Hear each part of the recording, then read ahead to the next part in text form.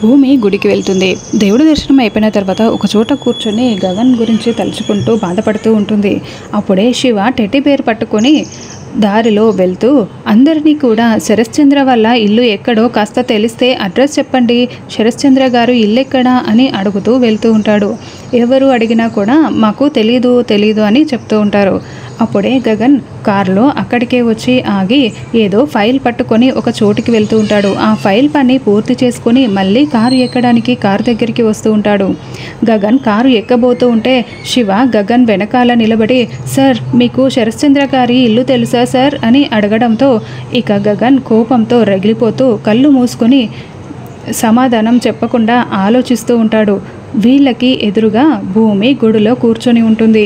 Sir మీకు శరశ్చంద్ర గారి address తెలిస్తే చెప్పండి సార్, ప్లీజ్ సార్ అని శివ మరీ అడుగుతూ ఉంటాడు.